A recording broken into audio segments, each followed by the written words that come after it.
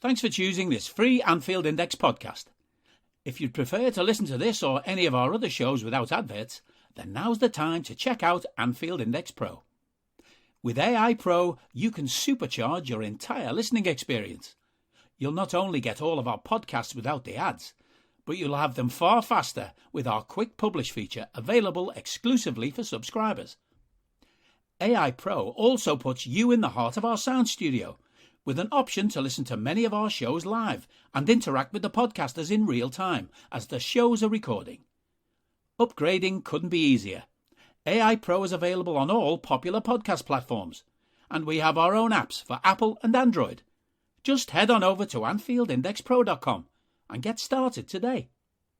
Hello and welcome to AI Scouted on Anfield Index Pro. I'm Dave Hendrick, joined as always by Mr. Karl Matchett. How are you, sir? Gleaming with the smile of a silverware. How about yourself? I am tremendous.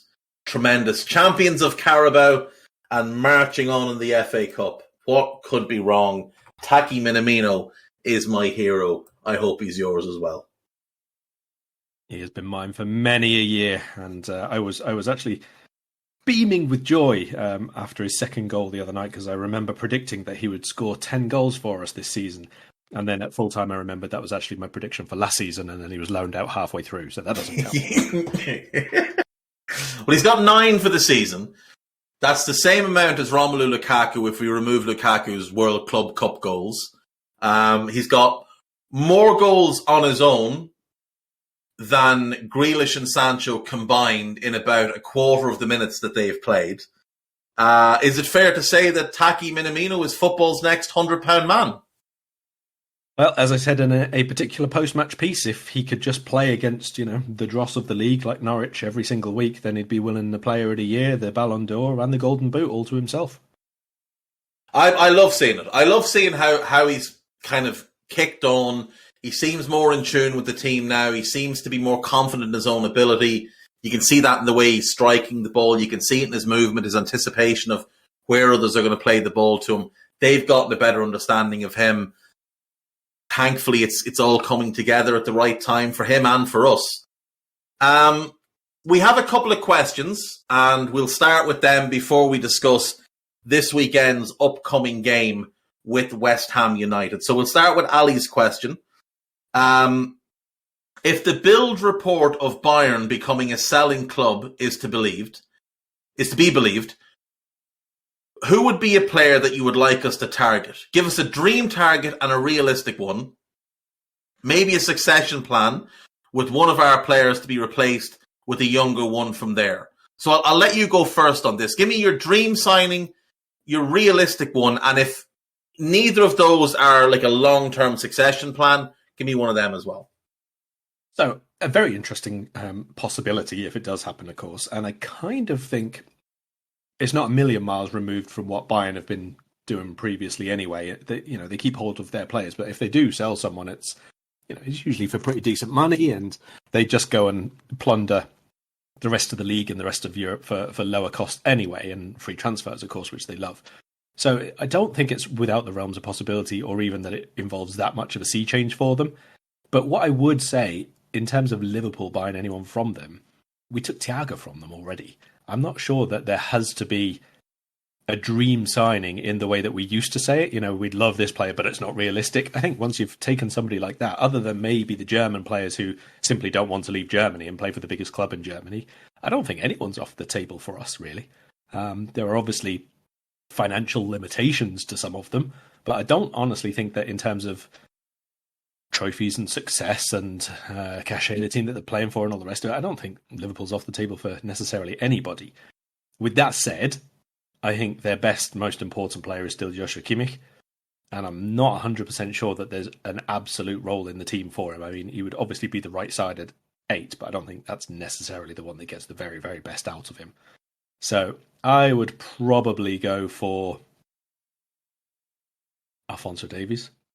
I think he's got the most upside long-term, assuming obviously he recovers from the heart inflammation that he has at the moment with no long-lasting issues or anything.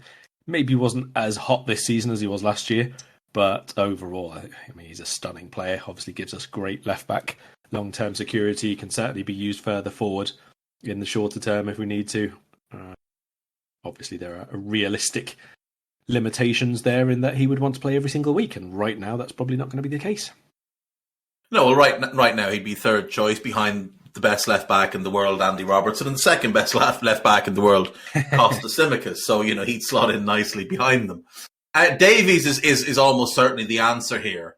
It still bothers me that we didn't sign him when we had the opportunity. We had the lead on getting him from Vancouver. Andy O'Brien, former Vancouver legend, was scouting for us at the time. We were watching him, and we allowed Bayern to jump in and get him. And look, he wouldn't be the same player if he joined us as he is with them, because he joined them as a winger.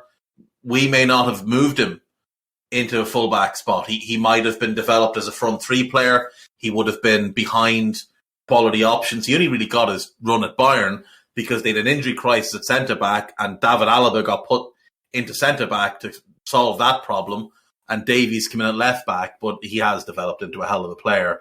The other young one that you'd want would be Jamal Musiala, who's a phenomenally gifted player. He could maybe play as the right side at 8 in our team, though he is more kind of a final third player. Kimmich is, like you said, Kimmich and Leroy Sané would be the two I'd look at, but I don't think you'll ever get either of them out of Germany. And there's also the fact that, yeah, we could sign them, like the fee wouldn't be an issue. The wages might. Sané's rumoured to be on £350,000 a week. Kimmich is probably on similar, and we're not paying that to anybody. And the only player at our club who might get that is Salah, who by this summer will have been at the club 5 years. We're not going to pay that to somebody walking in off the street. So yeah, like you, I'd probably go with Davies 1 and Musiala 2. Question from Harry Welchie. I see a lot about how great this Liverpool team is, and rightly so, but here are 3 of my favourite Liverpool players. Oh, can I just say, if you were to buy Kimmich, you just slot Fabinho back to centre-back, and him and Virgil are the best centre-backs in the world, and Kimmich just runs the show in midfield next to Thiago. But anyway, here are my 3 favourite players from the last 15 years or more. If they were at their peak, how and where do they fit into this current 4-3-3 Liverpool side, or don't they? Can't just shoehorn them in. Need the 11 to balance. The 3 players are Philippe Lahm, Andreas Iniesta, and Kaká. Now, I think you can play Iniesta or Kaká as the right side at 8 and give them freedom to attack. Iniesta obviously would fit like a glove in a midfield with Thiago and Fabinho. It'd be a similar type of thing to what he had with Xavi and Busquets. Kaká is a more attack-minded player, but when we play Harvey there, he's a very attack-minded player. And Kaká, I think, would be pretty sensational in that role. I don't know that Philippe Lahm would fit into this team. As a right-back, he was outstanding, but he couldn't replicate what Trent does for us. As a left-back, when he was at Stuttgart on loan, he was also outstanding. But again, he wasn't like Andy Robertson in that he wasn't just endless movement up and down. Now, maybe he could play that role. Maybe that would be where you'd play him. But at Stuttgart, he would always come in field on his right foot and act as a kind of a playmaker.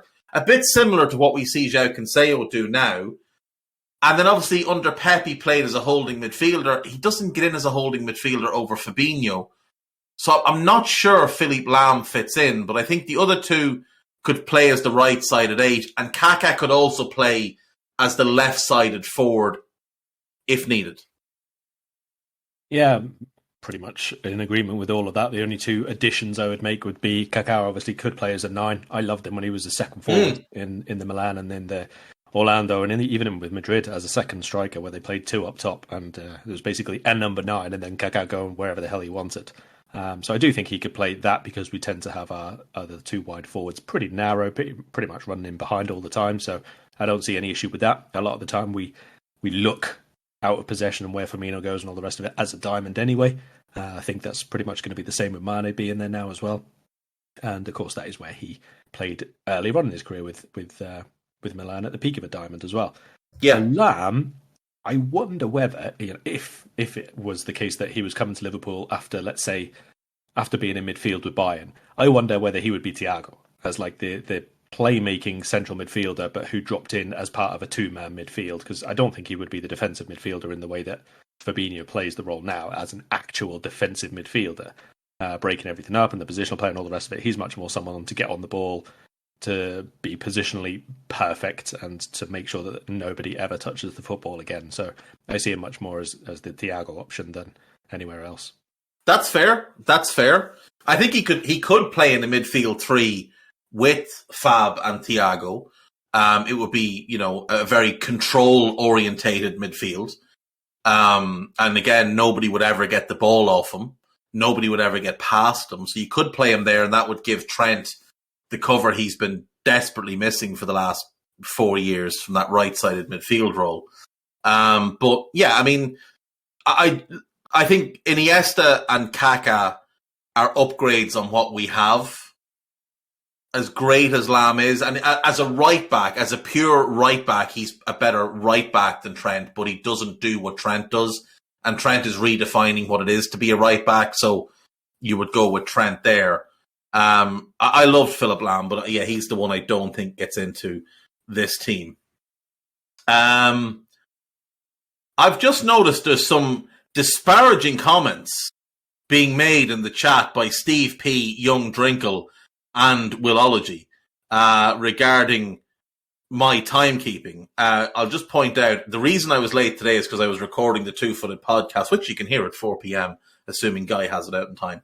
But yeah, that's why I was late today. But 42 minutes seems high. I must go back and check where points have been added on.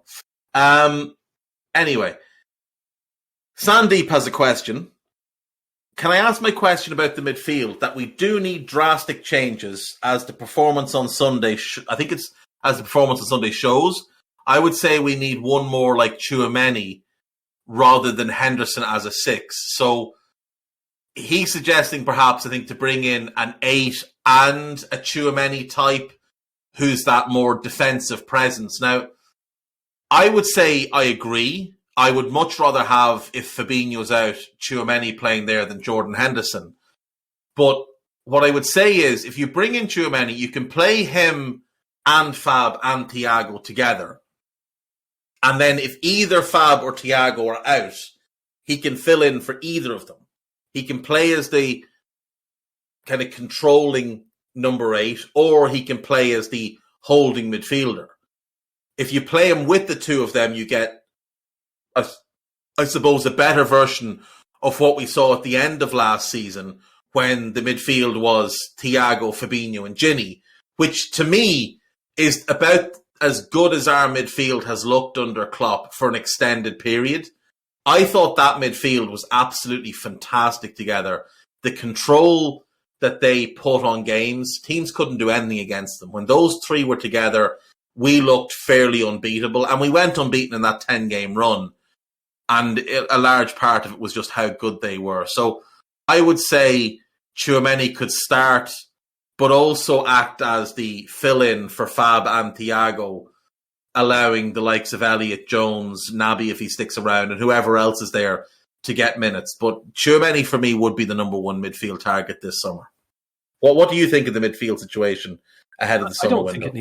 I don't think it needs drastic changes at all. I mean, we went into that Cup final with 8 midfield options, right, for 3 spots. Now, if you can assume that either James Milner either departs or plays an increasingly limited role, so either way, I don't think he needs replacing as such, because if we go by the usual thing that we used to do of who's going to fill in the minutes that we lose, who's going to fill in the goals that we lose, all that kind of thing, you would expect Harvey Elliott, given that he was in the team at the start of the season, will play more next season because he's been injured this year. So I don't think that Milner needs direct replacing even if he leaves. I would imagine this year might be the year that Oxlade-Chamberlain departs, because it's looking more and more difficult for him to get any kind of sustained run, and that's what he needs to be near his best. So I wouldn't be surprised if he goes, and if that is the case, then you got the one coming in then. And if we have one coming in who's a Tchouaméni level player, who is a starting caliber player for now and years to come, and you're replacing a squad option basically who departs, that's a big upgrade in terms of your options for any given match straight away. You've removed one of the bottom rungs and put a new, even higher one at the other end. So it's very, very difficult then when everybody's fit and available to keep all of those first team caliber players in the first team. Now, whatever about people's listening opinion of Keita or Henderson or Curtis Jones, even, because I know you've, for example, said a few times perhaps he'll need a loan spell or anything like that. I think that there's not enough scope to bring in more than one new face to that midfield group when you're still considering that Harvey Elliott is a very, very young, inexperienced player. He's going to play a lot more as the next couple of seasons go on. I 100% think Curtis Jones is still going to play a massive role going forward and will get a lot more games going forward. So if you want those to become more regular, more consistent, more dependable midfield players, they've got to be able to do that. And you can't do it if you bring in a Tchouaméni and a somebody else as well. And you've still got to get game time for the captain. And even if Thiago and Keita stay and Henderson stays and all three of them pick up their own injuries, it was unusual that we went into the final with all 8 midfielders fit. We would not normally have fit players left out of an entire matchday squad, let alone one as important as the final. So it was really bad luck and bad timing for Curtis Jones from that regard, and initially for Harvey Elliott, obviously, as well. I also would say that with regards to the midfield performance on Sunday, in particular, in isolation, that game, you can't just take that as the judge for next season, because Harvey Elliott's just coming back off a long-term injury. He had a good first sub-appearance or two back, but hasn't been quite as sharp since then. He's not been quite on the attacking wavelength of some of the rest of the team. He doesn't look as confident, Karl. He doesn't look as confident as he did. But that's natural. He just had his ankle snapped in half. Yeah, exactly. So, and he is still a young player, and he's going to be prone to the ups and downs in confidence and in rhythm and consistency and all the rest of it that comes with it. We saw it with Jones when he was breaking through to a very lower level. We saw it with Jay Spearing when he was breaking through. There were some games where he got stuck into the tackles and all the rest of it and sprayed the passes around, and people were like, oh my God, we got a new Steven Gerrard. And then the next game it was like, oh my God, we got a new Salif Diao. And that's what happens with young players, okay? They can play at their best a little bit, and then they can play at their worst a little bit. And eventually you hope that when they level out to whatever their consistent level is, that's going to be of a reasonably high level. But you're going to get that with Elliott for now. You're going to get it with Jones still for now. And even if we bring in Tchouaméni, you're going to get it a little bit with him, because then you're going to have all the things like moving to a new team and new country and all the rest of the stuff that we have with transfers. So I don't think that there's scope or reason to make sweeping changes in midfield whatsoever, and definitely never off the back of one performance. No, I mean, look, Harvey came on in a difficult situation. He wasn't expecting to be involved at all. And he was sent on in the 75th minute into a fairly frenetic game. But he didn't play badly. He was okay. I thought the captain had a poor game. I thought the vice-captain had a poor game. But we expect that from them. That's the norm from those two. You look at next season, right? And take that 8, okay? So Fab will be here. Thiago will be here. Henderson will be here. Harvey will be here. Of the other 4, I think there's doubts over whether any of them are at the club next year. Now, Curtis, if he leaves, it would be a loan. He will not be sold, and nor should he be sold. But it may be a thing that he wants more games, he wants more minutes, and he wants to be starting regularly. And maybe we want him starting regularly as the next phase of his development. And if so, that's fine. I think, like you, I think Ox is gone. I think Ox will go in the summer. I think we'll get decent enough money for him because he's English and he's still technically in his prime years. I think Milner goes. I don't think he'll be given a new contract. I don't believe there's been any sort of indication that he will. Klopp says a lot of things about wanting everybody to stay, but he said all the same things about Gini Wijnaldum. He said all the same things about Emre Can. He said all the same things about Adam Lallana.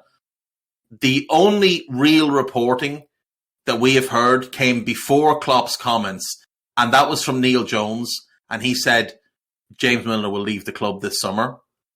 So that's where it stands. Fabrizio Romano, the spoof for himself, suggesting that Milner had been offered a 1-year extension. That's a lie. that Romano has made up. Now, he may get offered a contract in time, but I think if he does, it'll be a pay-as-you-play deal. And he doesn't play a whole lot anyway. Interesting James Milner fact for you, Karl. Well, more of a question, a little bit of a trivia. James Milner, in his career, has been involved in 9 major finals. Champions League, Europa League, FA Cup, and League Cup finals. Okay? How many of them do you think he started? 2? 4.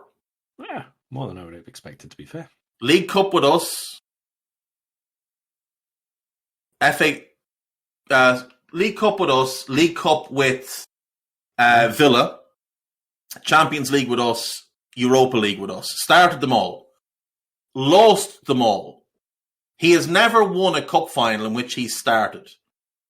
He's won 2 of them without, 3 of them in fact, without coming off the bench at all. No, 2 of them. 2 of them without coming off the bench at all. The 2 at City. He has never won a cup final in which he started, which is quite remarkable for 9 finals. Anyway, I think he goes. I think Ox goes. And I think there's a big question mark over whether Naby stays, because with a year left in his contract, if we extend him, you're going to be paying him more money. He hasn't proven he's worth more money. Now, I love Naby, as you know. I'm one of his biggest supporters, but you do just wonder if it gets to a point where maybe everybody just says, look, it's been good. It hasn't been what we hoped. Let's all cut our losses. Let's take 25, 30 million, whatever we can get for Naby, and move him on. And if he looks at it and says, you know what, let me go to a league that's not going to be as physically demanding, where I'm not going to be picking up injuries all the time, and I'm going to be able to have, more of a career than I have had for the last 4 years. I do wonder if maybe there's a possibility Naby could be sold. If Naby goes, there's no chance Curtis goes on loan, and I think we will buy a second midfielder. Because if we're losing 3, I think you'd want to bring in 2. So you'd reduce from 8 to 7, but I don't think there's any chance you reduce from 8 to 6. If Naby went, you're left with a midfield of Thiago, Henderson, Fabinho, Elliott, Jones, and a new signing. That's not an ideal situation at all. I think you'd have to bring in 1 more. Now, maybe that they see Fabio Carvalho as a midfield option. I don't know. Who knows? Strikes me as maybe more of a front 3 player, but who knows? Could be the right side at 8, could compete with Harvey there for that role. But I think if Naby goes, we will bring in another one. But we definitely need to bring in 1 anyway. And like I say, I think you'll see Milner and Ox go and head on about whatever business they want to attend to elsewhere. Well, if Nat Phillips gets offered a new deal with 1 year left on his contract, I think Keita will, even if it's just a present. Yeah, but Nat Phillips got offered a new deal because no one wanted to buy him, Karl. Because despite all the fluff and bluster from James Pearce and all the rest, there was not a queue of clubs lining up to sign him. And I don't think there will be for Keita, not at that price. For 25 million? No. You'll absolutely get 25 million for Naby Keita. 100% you'll get 25 million for Naby Keita. When you see some of the dreck that gets moved around Europe. I wouldn't like to accept 25 million for Naby Keita. I'd accept it. Well, what if he says no to a new contract then? Then what do you do? Can't do much about that, yeah. Keep him a year and let him leave for free. That's great squad management. That's as good as what we see United doing with Pogba. Take what you can get, move him on down the road, because he's never going to be a starter. And he's not reliable enough to be a backup physically. So there's just no middle ground with it. I think you have to sell him. I do. Ox has to go and Milner has to go either way. Right, West Ham. Oh, we have Isaac Gilding has a quick question here. Before we go into West Ham, if you had to take 2 West Ham players and swap them for 2 Liverpool players, which West Ham players would you take? That's a horrible question. Isaac wants to know, Karl, if you have to purposely weaken this Liverpool team in a move of pure sabotage, how would you do it? Well, I mean, I need parameters here. I mean, can I take Jared Bowen and give them Adrian? No, it has to be a player from the team. Right. So I can't give them, Reece Williams in exchange for Declan Rice. No, you can't. You can't poor Reece Williams can't be sending him down to West Ham. He's only a boy. He'd be terrified of their lunatic fans. Guy has hit the nail on the head, though. Henderson for Rice, absolutely. I'd take that. I'm not the biggest Declan Rice fan in the world, but I'd take Declan Rice for Henderson. I think that improves us. I don't really want any of the other ones. I mean, if you could do an approximation swap, so say we send them Ox and they send us, but would you take Vlasic over Ox? Wouldn't you? Yeah, that could be a fair swap of one of your squad players for one of our squad players. But you give us Jared Bowen and we'll give you Billy Cometio, because you could do another centre back there, lads.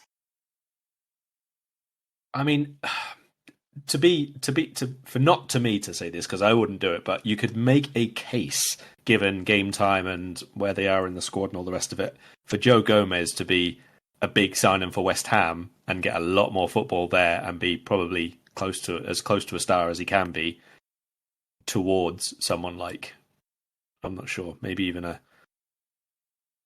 like Ben Johnson, who can cover both sides of defence, for example, and be, a decent backup for Trent.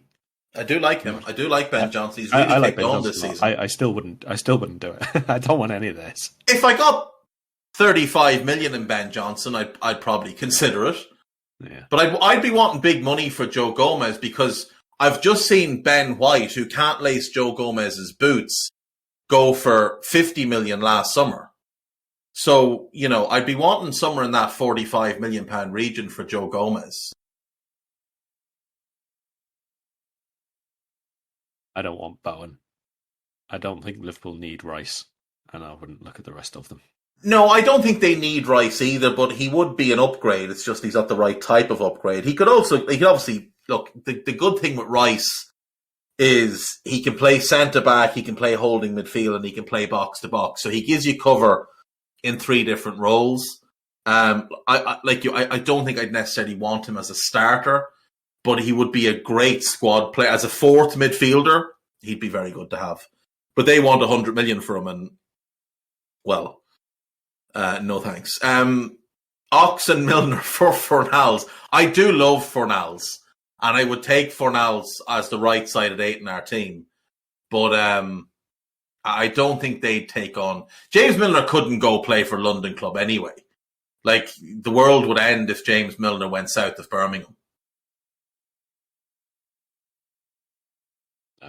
I'm looking through the squad and I'm trying to find someone else, but there's not. There just isn't. There's not a whole lot there. It's a good squad for where they are. Yeah, I like Alex Karl, so I'd do a deal for him and try and actually make him a footballer again. But again, you're talking about a real backup for Liverpool, Yeah, a backup for Fab. Nat Phillips for Alex Karl works for me. The only problem is that Nat Phillips would then end up playing for Spartak Moscow. So I don't think he'd like that all that much. Just on the Gomez thing, before we get into this game, what did you think of him last night? And what do you think happens with Joe? Because this is year 7 for Joe at Liverpool. This is going to be the 4th year in which he, in all likelihood, doesn't play 10 Premier League games for us. The 5th season where he won't play half the Premier League games. I think this is the first want him to go. No. Let's be clear. I do not want to sell Joe Gomez, but it wouldn't surprise me if at 24, he'd be 25 by the summer, Gomez goes to Klopp and says, look, I'm not going to play here. I'm 4th choice. I've barely played in my career. I've played less games than Trent, who made his debut 3 years after I made mine at Charlton. 1/5 of Joe Gomez's entire career games came at Charlton in the 14-15 season. You know, if he went to Klopp and says, I want to be playing every single week, please let me leave, I think they would sell him. But I think he'd have to ask. I don't think they'd make the choice. I think he'd have to ask. But it wouldn't surprise me if he asked out.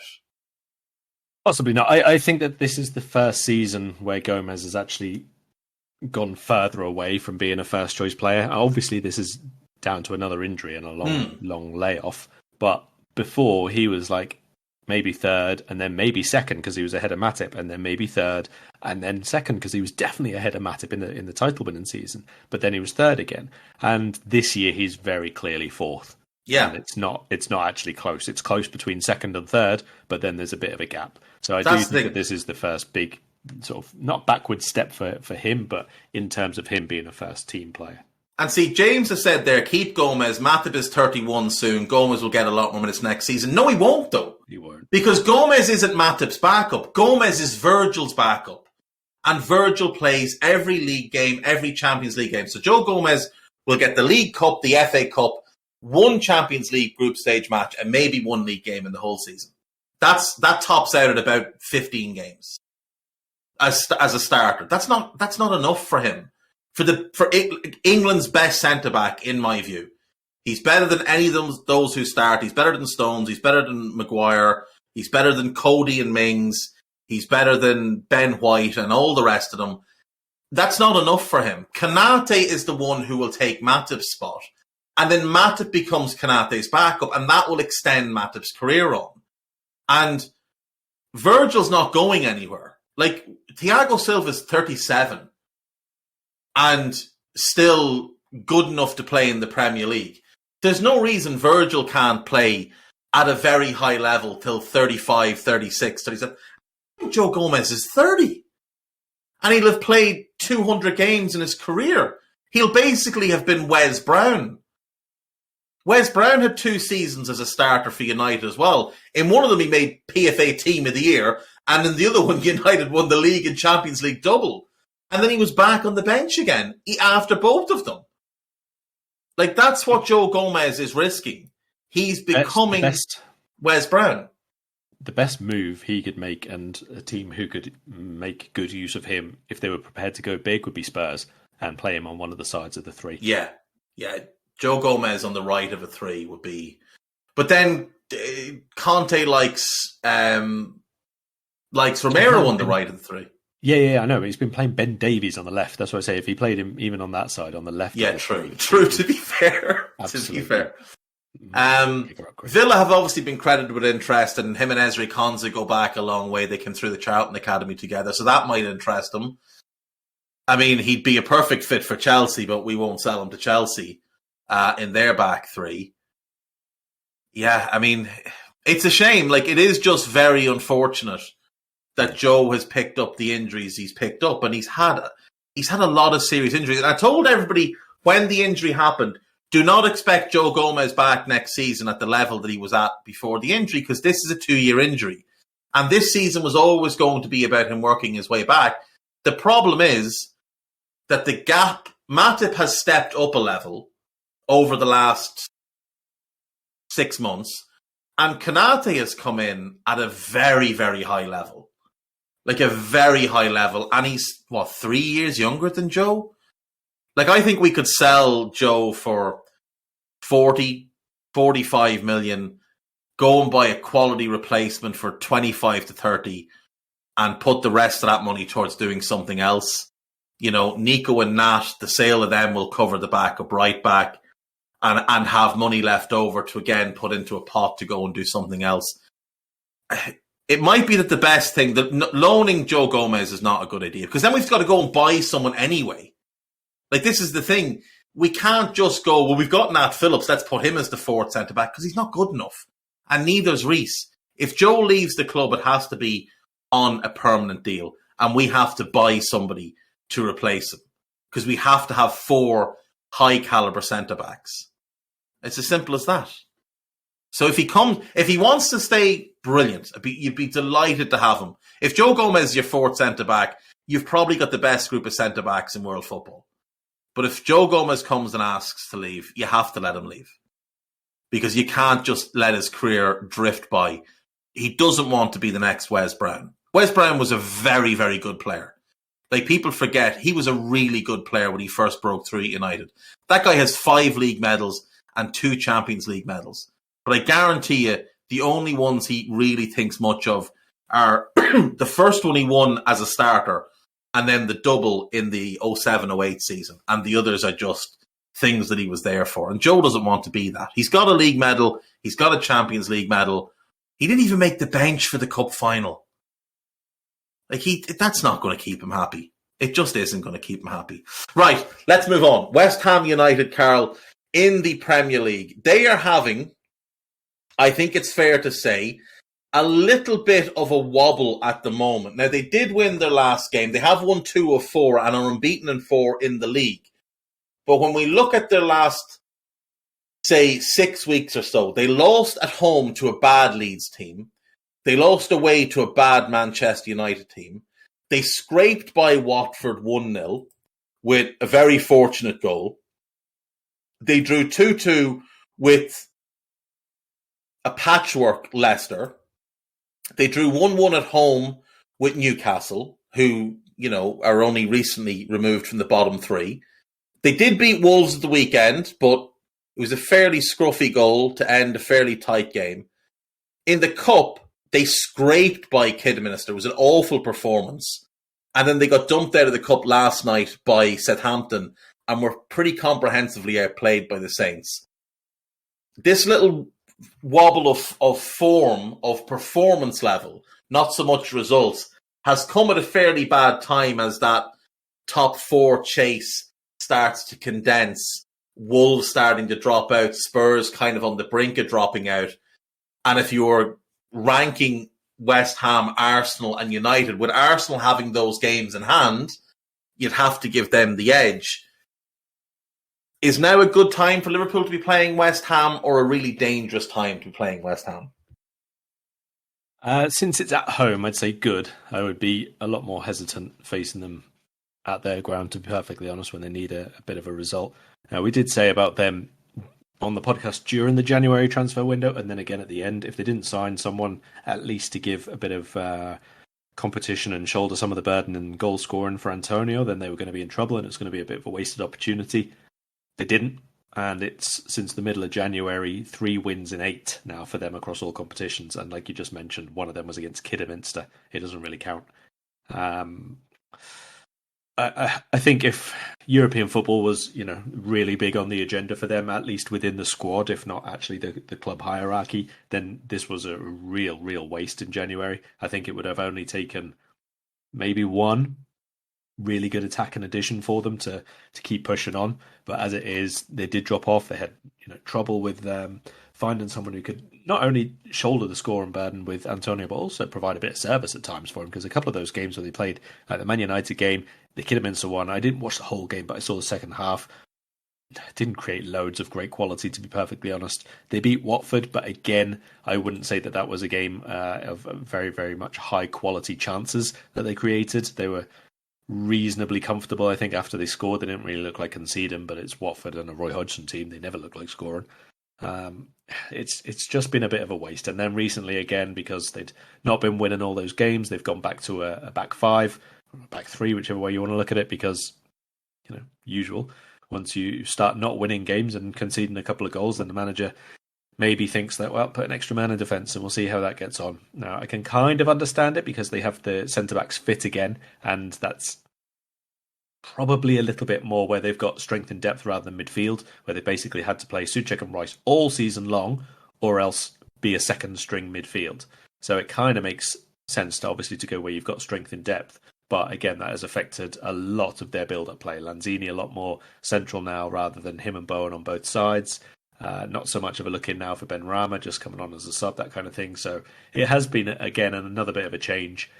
And to be perfectly honest, when teams don't normally play with a back 3 and then go to a back 3 for the Liverpool game, or just before the Liverpool game and this one in this case, it doesn't work out well for them more often than not. No, it doesn't. And the other thing with them playing a back 3, and like they did it last night, if Aaron Cresswell's not playing, there isn't a left wing back to play.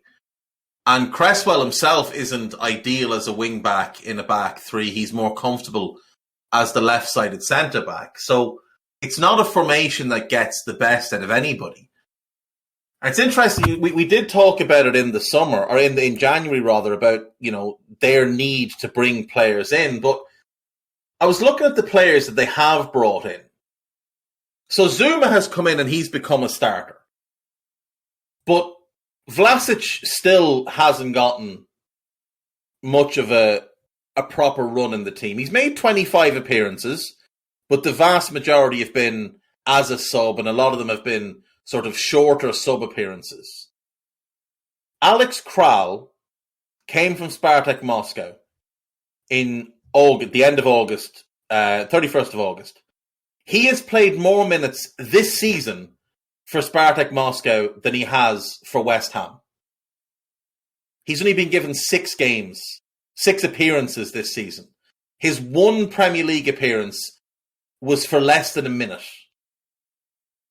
More minutes for Spartak Moscow this season. Alphonse Areola came in on loan, and for some reason he hasn't been able to get the first team start over Fabianski, who isn't exactly a great goalkeeper. And you mentioned Benrahma, and obviously they brought him in the previous summer. There was a lot of talk that Moyes didn't actually want him, that the owners had done it because they'd missed on a couple of targets, that Moyes wasn't keen. Then they made it a permanent deal because they got him, I think, loan to buy or loan with an obligation, but they made it permanent early. And he got in the team and he was playing well. But as soon as Lanzini got fully fit again, he was out of the team. It seems to me that David Moyes only trusts certain players. And like last night, they're playing an FA Cup 5th round. They've got Liverpool on the weekend. They've got Europa League coming up. And they're still rolling Rice and Souček out. And I don't know if you've watched much of them recently, Karl, but Thomas Souček looks absolutely shattered. The guy was brilliant up until Christmas, and he has been dreadful ever since. He just looks knackered, like he hasn't had any kind of break. And it's because he hasn't. Him and Rice are being run into the ground because the only other 2 central midfielders at the club are Alex Karl, who the manager clearly doesn't fancy, and Mark Noble, who just can't play anymore. He's just not good enough, yet somehow he's still played 13 games in all competitions, but he just can't play. I don't know what Moyes is doing with that squad, but he's not even making the most of what he has, let alone what he should have. No, and I think that the big disappointment is that failure to integrate new players properly into the starting lineup, you can have a season where a new signing, doesn't play a massive role or doesn't have a guaranteed starting spot or whatever. That's fine, but you've still got to, presumably, you're still bringing them in because they're part of a succession plan. What's the idea here for Karl? If they lose Rice or Souček this summer, and there's a good possibility that Rice at least goes, then the idea was to bring in Karl already ready as a replacement for him. What's he going to do now after one game? He's just going to come into the Premier League and suddenly be a perfect fit for them and a perfect replica of what Rice brought to the team because he's watched from the sidelines all year. It's not going to happen that way. I am very disappointed, actually, at the lack of minutes for both him and Vlasic. And I think that they are 2 players who should have really helped West Ham take on, not to the next level, because they probably got there anyway, to be perfectly honest, but at least be ready to go again and be prepared to stay at the level that they are. As it is, I struggle to see them match on this level if they lose like 1 or 2 of their key players across the summer, because all the others like Spurs and Arsenal that you mentioned who have been battling with them for the top 4, they're going to improve again. They're carrying on to bring in players and really integrate them. Arsenal had a mid-season clear out of half of the players they didn't want, so they're obviously going to have room for bringing in a couple of new players who are then going to be integrated in the same way as Tomiyasu has, as the same way as Ben White has. A handful of the others, and Spurs, well, we know Conte will just bin anybody he doesn't want immediately and bring in any other people. So you have got to have that element of turnover across the season. It's been a bit weird to see him rely on basically 14 players all across the season.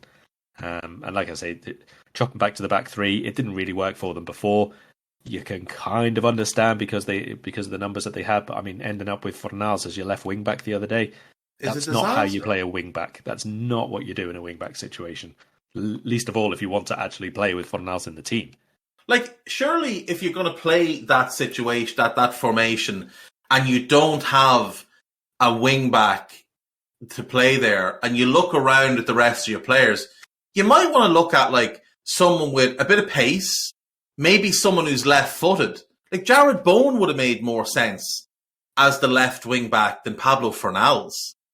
But I'm just looking here, like, so Vlasic, 25 appearances this season. He's only played for West Ham 1,094 minutes. He's played almost as many minutes. He's played 382 minutes in the Premier League in 14 appearances. So work that out among yourselves as to whatever that is as an average. He played 305 minutes in the Russian league at the beginning of the season. Like, he's been there all year. He's barely played more league minutes than he did in Russia this season. Same thing. And like I said, Karl played more minutes for Spartak than he has for West Ham. How do you, if you're David Moyes, and maybe you love what you're seeing from Karl in training, and maybe this is part of a master plan, but how do you go to your owner in the summer and say, you know that fellow that we've had on loan that I haven't played at all? Well, I need 15 million to go and buy him permanently now. How do you justify that to your owner? Or if Rice does leave, how do you say, we have the replacement, this is the guy? Well, why didn't he play at all? Like, it's just so strange. Areola is clearly a better goalkeeper than Fabianski. Vlasic is worth playing regularly because he's a very good player. Now, he doesn't necessarily have to be a starter, but he should have had more than 1,000 minutes across all the competitions. And Alex Karl, I mean, how is Mark Noble playing more than him? West Ham were dreadful, you'll remember, under Pellegrini. Moyes took over and saved their season. Then they had the good season last year, and then they've had a good season this year.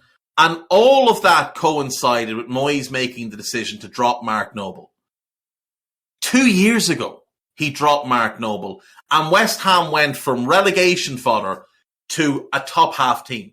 Now, it's not all on Mark Noble, obviously, but he was dragging the level down because he can't play anymore. He was never all that good to begin with. He's just a Cockney lad who works hard. He's never a particularly good player.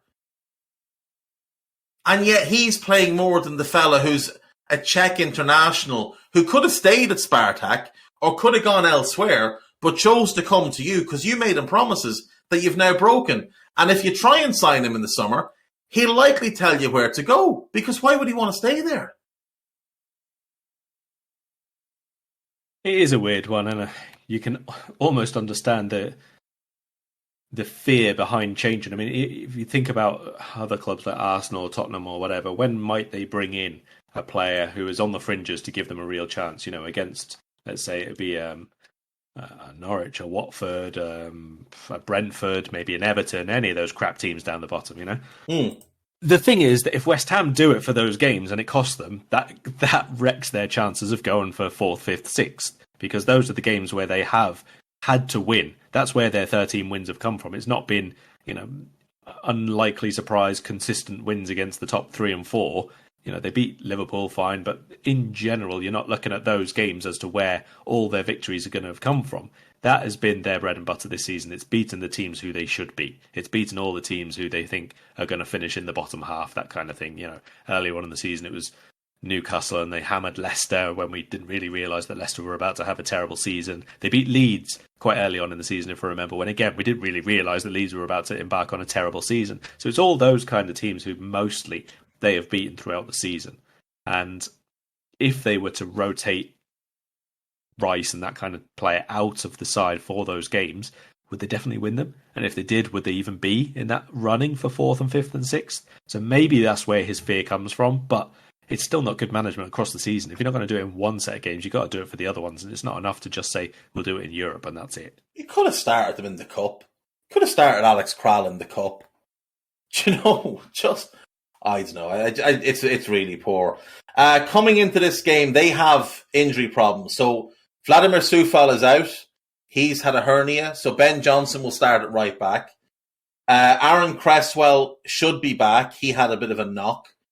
Souček is a doubt. He had stitches in a head wound. Mark Noble has a doubt. That's a plus. Yarmolenko's obviously not playing at the moment. Ryan Fredericks is injured. Ogbonna is injured. And Masawaka is injured. So they'll be hoping Cresswell is back. If he is, he'll be at left back. Johnson at right back. I assume it'll be Dawson and Zuma at centre back. Again, I'm a little bit unsure as to why we haven't seen Zuma and Diop play together, because anytime I watch Dawson, he always looks like he's about to commit an error. His defending on both the penalty he gave away last night and the third goal is among the worst you'll ever see.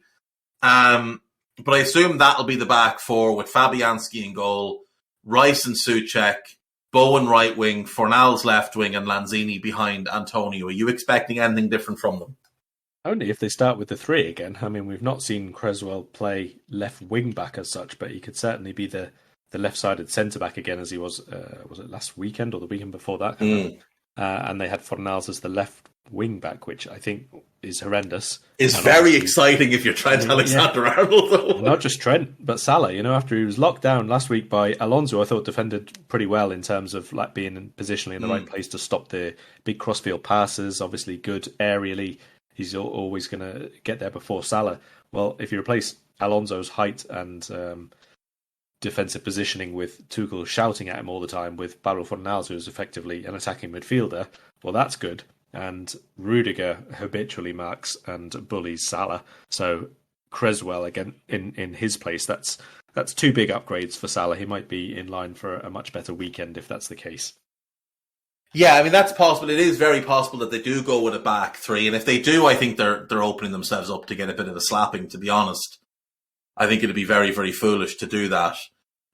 You're also... I don't think Bowen is in any way as effective when he plays in a central role as he does when he starts wide, starts deep and can run at people and run in behind them and has big areas of space to play in. When he plays central... He's not as confident with his back to goal. He doesn't have great awareness of what's around him. Tends to get himself caught offside too often. From deep, he's got a much better game. For Liverpool, then, what are you expecting? Do you think the midfield in the week against Norwich is a sign of players that won't start?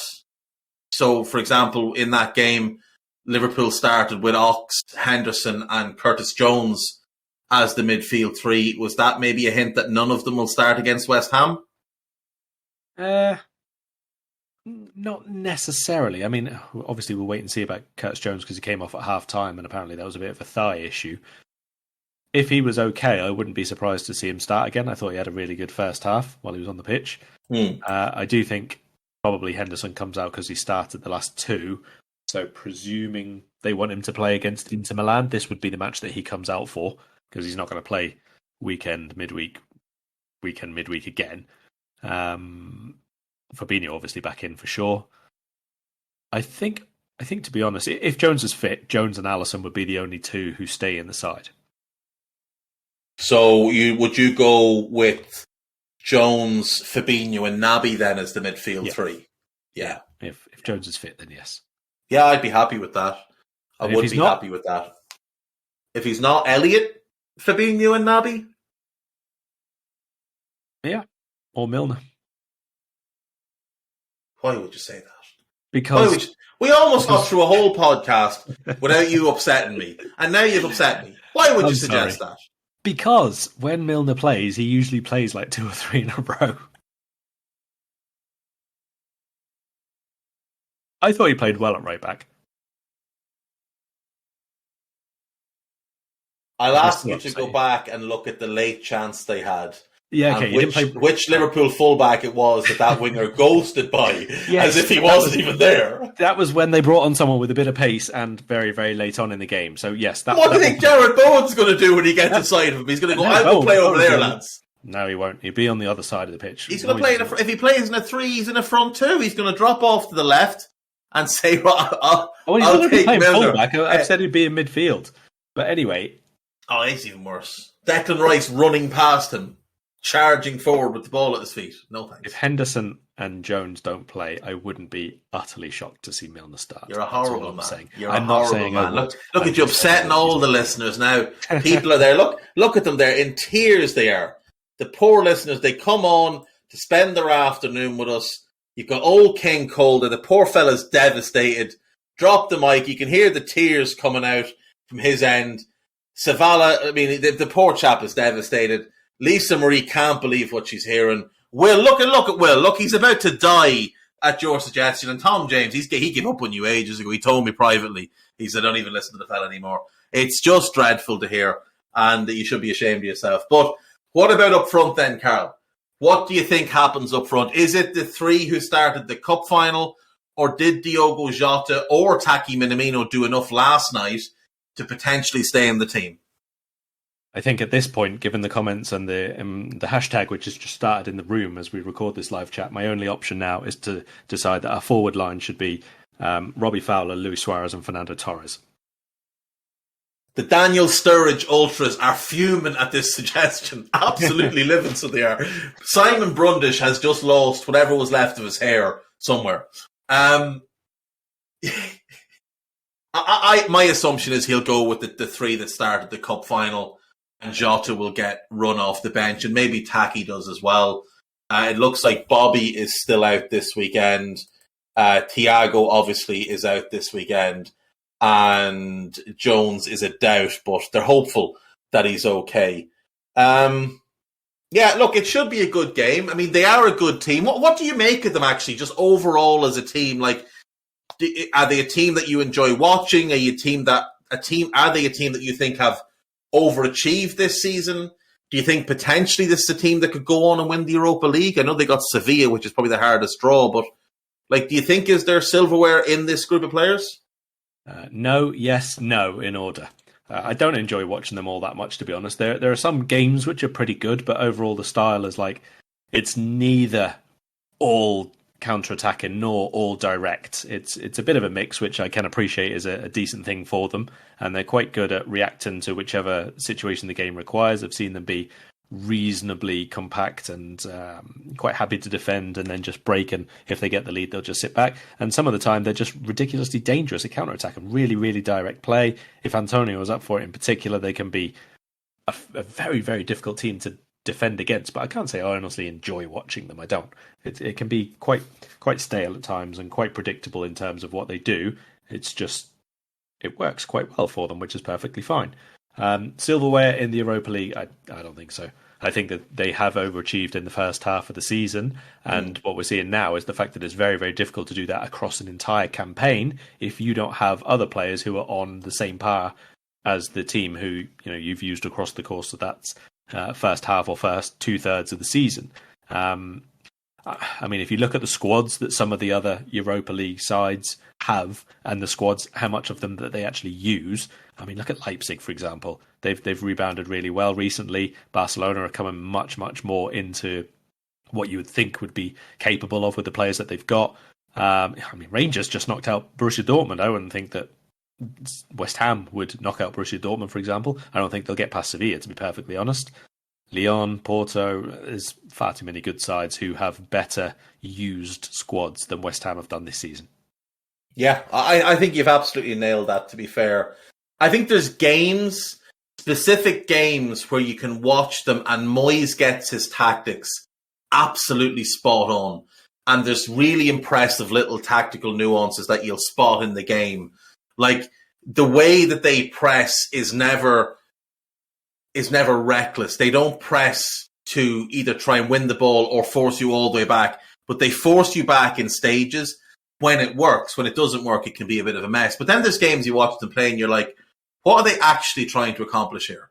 Like, aside from let's try and pin the opposition on our left side and then switch the play to Bowen and let him run 25 yards and hope he can either get a shot off or find Antonio, what are they actually trying to accomplish here? They're a bit of a weird team. I have three more things before we go. Give me a prediction for this game. 3-1. I think it'll be a Okay, bit I'd also sticky like at times, but eventually we'll have the attack and options to break through enough times. Yeah, I think that's a fair shout. I think 3-1 is a good call. I'll go 4-1. If they play that back three, I think, like you said earlier on, I think Salah's going to have himself a good old time going up against Cresswell and Fornals, both playing out of position, neither overly comfortable and neither really blessed with much pace. Before we go, I have three things I wanted to talk to you about very quickly. Number one, I'd like to bring to your attention what's now taking place in the chat as we do this. Your suggestion of playing James Milner has led to ridiculousness, such as Milner left wing, Henderson left side, centre midfield, Ox up front, and Nathaniel Klein brought back to the club. So that's your doing. But that's not what I want to talk about. I am going to allow you to take a victory lap. And I want you to take this victory lap with your full chest out, Karl, because you called it about 2 years ago on these podcasts that Christopher Nkunku was going to explode at some point and become one of the most sought-after attackers in world football. And in 2,926 minutes, so less than 3,000 minutes this season, he has put together 25 goals and 13 assists while playing a multitude of positions. His transfer market value, not that you put much faith in that, has risen from 29 million a year ago to 49 million now. He is arguably the best player in the Bundesliga this season, and you called it long before anyone else was taking notice. So take yourself a victory lap, son, and tell people why Liverpool should buy him in the summer. Honestly, I've been trying to make the case, and since we signed Diaz, it's a bit more difficult, to be honest, because obviously left side of the attack is one of the roles that he's really, really thrived in. But if the changes that you've spoken about in midfield do happen, like Keita leaving as well, for example, he could be the 8. He could be the attack-minded 8 in that area of the pitch. Not a problem. And we would see a whole lot of stuff from him. And his versatility and the amount of formation changes, let's say, that he has been exposed to over the last 2 seasons alone with Leipzig, under Jesse Marsch, under Tedesco and under Nagelsmann. I mean, he can play any role. He can play absolutely any role. Thomas just asked, would someone have to leave for us to go game? Yes, 100%. I don't see that would... Probably, yeah. It would probably be I think Mane would have to midfielder. Go. If Mane left... Actually, there's a question. Would you sell Sadio Mane with a year left in his contract to buy Christopher Nkunku, or would you extend Mane knowing that there's a potential decline coming, and it kind of has already started, but he's still producing the numbers, but his performances aren't the same level? You can only have one at the club next year, Nkunku or Mane. Who do you take? And don't let your Liverpool heart read it. Huh? Now who's upsetting who? Well, look, I would. Revenge is a dish best served cold. And all that good stuff. It's not that cold, is it? Only mildly warm at the minute. I would probably say yes to selling Sadio Mane, only because we have to, at some point, we have to get some funds in for at least one of those 3. And as I've said before, I don't think that there's enough market value to warrant even considering selling Firmino even before you think about what he can still give Liverpool. So I would renew him and run him into the ground as long as he's happy to stay here. Salah, I think we should renew, because I think that is an elite level player still for the forthcoming 3 seasons at least. Mane, I think, actually, as I've said over the last couple of months and couple of podcasts, certainly, that if he is to be renewed, I think he'll be a number 9 for the foreseeable future, and I think that absolutely we could get a hell of a lot more out of him there. But then you're probably looking at all 3 of them having minimal or no resale value at all by the end of that next contract, or when you sell them as a 32, 33-year-old. And I think probably for the regeneration of the team as a whole, we can't keep only selling, the Ryan Kents and Marco Gruiches of the world to fund one Konate. Yeah, because we don't have Chelsea's academy. Yeah. No, so it won't be enough eventually. I mean, I saw the CIES report that came out last week, I think it was, and Liverpool were like, 7th or 8th or something like that on the. It's basically a list of how much your academy has generated in sales for the club over the last, I think it was 5 or 6 years, I can't remember now.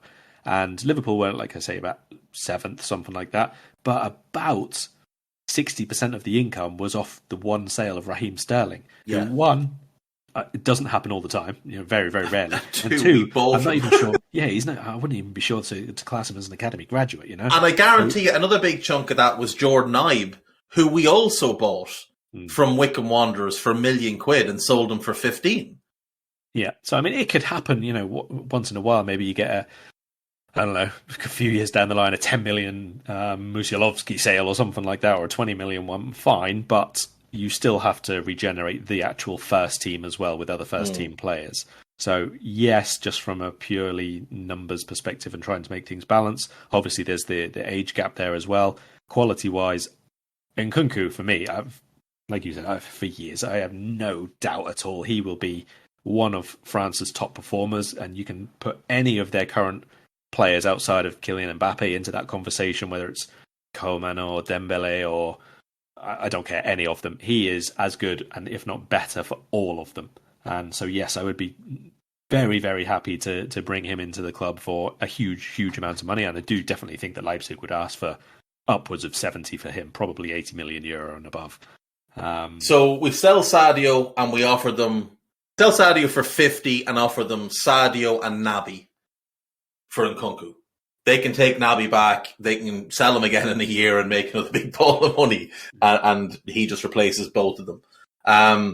Nkunku is the same, he's a 97 birth, so the same year as Luis Diaz. So you're putting those two together for the long term. You've also obviously got Diogo Jota, who was born in late 96. So you're seeing the three of them plus Salah, and as Salah ages and maybe we play him a little bit less, there's your new front three: Jota, Nkunku, and Diaz. With Salah obviously still as a starter, but the process is there, the plan is there. You'd have Cade Gordon developing. You'd still have Bobby, like you said, to run him into the ground. You have Taki. You'd be in really good shape. I would do it. I would do it personally. Last thing before we go, you mentioned him twice already. Jesse Marsh. I know you're a fan. He has been appointed manager of Leeds.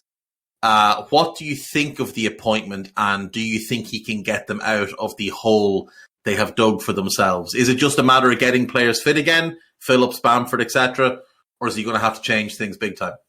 Oh, yeah, he has to change things big time because his whole approach is very, very different in terms of the positional play, the marking, the construction play even. I mean, so you're saying he's not going to commit to man-to-man marking all over the pitch? Maybe not all over the pitch. No, he might just ask Luke Ayling, just stay at right back and we'll see how it goes from there. I love Jesse Marsh, and I really hope that he makes a good go of it, but I think this is a very, very big and brave move for him and for Leeds as well, because this is not just tactically and not just in terms of the personality of the coach and that, but culturally, this is going to be a huge, huge change. I mean, you're talking about a manager now who, after the last, 7 years, is for the first time coming out of the actual comfort zone, if you like, the whole ecosystem of the Red Bull football enterprise, because that's where he's been as a head coach and as an assistant and as an observer coach and as a coach, obviously in the US and in Europe. But this is just completely different. Not just the league, not just the fan base is different, but the entire representation of how the supporters, obviously inside the stadium, how they've been connecting with Bielsa over the last few years. I wouldn't put it on the same scale, but it's not a million miles different to, let's say, when Ferguson left United, for example, because they had such a big connection with him that whoever came in afterwards was going to fail, because anyone coming in after Arsene Wenger was not going to have the same relationship with the supporters. I struggle to see how or what he has to do, certainly across the rest of this season, which is going to make or allow him to bond with the Leeds fans, who can be a very vociferous bunch, let's say, in the way that they do with Marcelo Bielsa. It's a complete change for Leeds. There will be some crossover, obviously, in terms of the pressing and the energy that he'll bring to the team, that kind of thing, but playing style wildly different. And first and foremost, he's obviously got to stop them conceding 7,000 goals a match. Yeah, I mean, look, the fact that he's replacing Bielsa is the toughest part from the connection point of view. I mean, we all talk about the connection of Liverpool fans and Klopp. The Leeds fans have that same connection with Bielsa. They do. And for Leeds fans, Bielsa has done as much for them as Klopp has done for us. Klopp won us a league title. Bielsa got them back in the Premier League. After 15 years floating about in the lower leagues, Bielsa brought them back to the Premier League. And not just that, but they thrived in that first season. They adore him. He's given everything he has for the last 4 years. And I have to say, my heart did break when I heard the news. When the news broke that he was gone, it did really, it hit me because I don't particularly like Leeds. Certainly don't like their fans, but I love him. And I love the job he's done there. And I find it so amusing that a guy from Argentina who's been all over the world, spent the longest portion of his club career manager tenure at Leeds United, was living in a small village in Yorkshire and just loving his life. There's loads of different stories about him coaching under 11 teams of a Monday evening in a local park. He had relationships with all these local people who he'd do little things for. They'd do bits for him. There was a pilot who lives in the area who used to fly back and forth to South America once a month, and he'd bring him back coffee and biscuits that he liked from Argentina and Chile. And Bielsa sought him out once he got sacked to thank him for everything. It's a wonderful story, Bielsa at Leeds.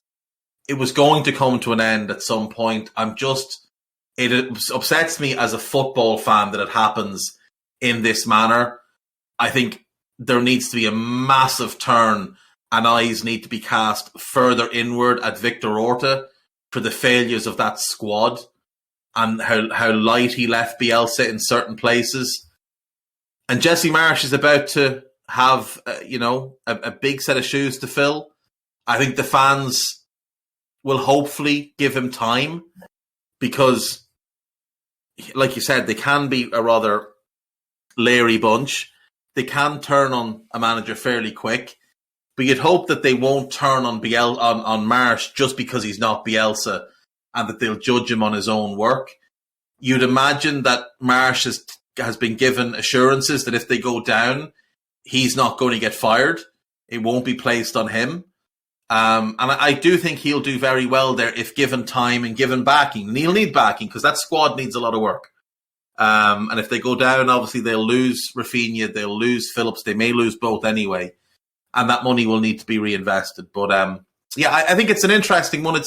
It's certainly good to have a new manager coming to the Premier League. And I also think it's really good that we've seen Leeds and Newcastle and other clubs make changes, managerial changes this season, and not just go for Big Sam or Tony Pulis or Neil Warnock or any of those. Like, I know Watford went for Hodgson, but Watford are the stupidest club in England. I think it's a really positive sign that clubs are looking outside of what's under their nose and going and getting the best possible candidates. And Jesse Marsch is, in all likelihood, the best possible candidate that Leeds could have gotten. And it seems like they'd been zeroed in on him for a while, potentially for the summer, because there had been talk that Bielsa could go in the summer. That would have been 4 years completed. That's probably as long as he would want to stay. And probably as long as players can actually play for him before they just get, worn out, run down, whatever.